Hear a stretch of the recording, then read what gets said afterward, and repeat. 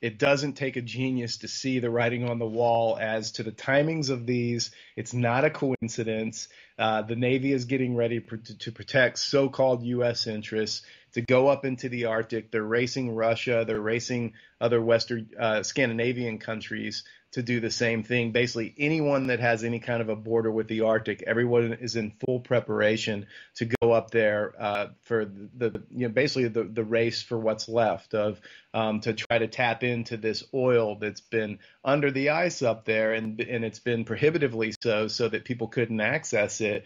But the Navy itself, and I wrote about this over a year ago, they conducted their own study, and they estimated that all of the Arctic ice we would start to see ice-free periods in the summer in the Arctic starting by 2016 was their estimate. And if we look at the current satellite data, the mapping of the ice both in extent and volume up in the Arctic, just a couple of weeks ago it came out that in the entire satellite era, right now, the Arctic ice is at its lowest extent and volume on record. So it certainly does look like it's on a pace where it's not out of the realm of possibility now that by late summer 2016, meaning late August, early September, we'll probably start to see those ice-free periods. So that's the context in which all of this is happening. The military is getting ready. That's why there's this massive uptick in wargaming across the entire country, not just the Navy, but on land. The Air Force is doing things. The Marines are doing things. All of this massive wargaming because the military is positioning itself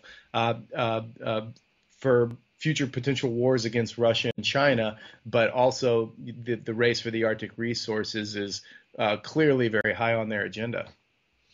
This is one of the things, I mean, one of the differences between a lot of my writing and a lot of the writing of other, a lot of environmentalists or nature writers or whatever, has been that it's really clear to me that there won't be a voluntary transformation to a sustainable way of living.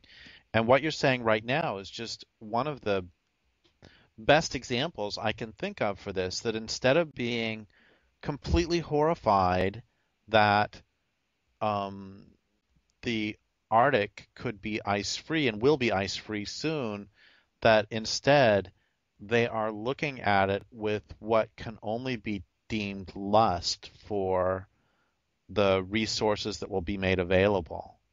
And I find it impossible to express through words the disgust, contempt, and hatred that makes me feel.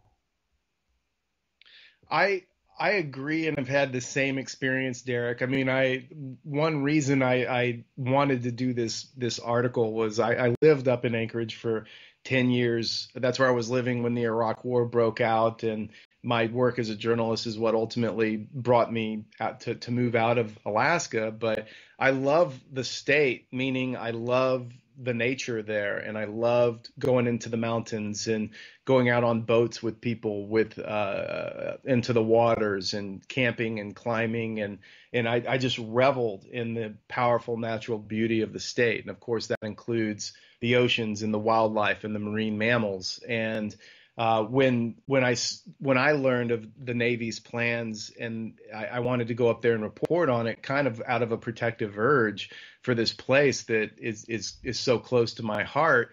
And when I was up there working on the story and talking to all these people that were going to be impacted by these Navy exercises, I felt that same kind of anger as well. First, it was just almost a mystification that not only are we going off the cliff as a planet, as a species, because of the industrial growth society and what it's done to the planet and what it's doing and continues to do, but we're accelerating. And, it's the planet is showing us every distress signal it possibly can. We're literally watching huge parts of the ecosystem die, increasingly vast numbers of species going extinct, even more and more public awareness of the possibility of our own species rendering itself extinct. And instead of taking a more precautionary approach, slowing down, pausing to think just a minute about maybe what we're doing isn't the best thing. It's not even full steam ahead. It's let's accelerate as fast as possible into this dark, basically death-giving future of we're going to war game, we're going to drop more ordnance, we're going to get ready to go up into one of the most pristine areas left on the planet, pollute it like it's never been polluted before, all for the sake of drilling it, sucking out more oil that shouldn't even be burned in the first place because it's only going to further accelerate what we're already doing to the planet. It really is. It's stupefying, and it's almost beyond imagination. It's something out of a really bad sci-fi novel, but unfortunately for us, it's the reality.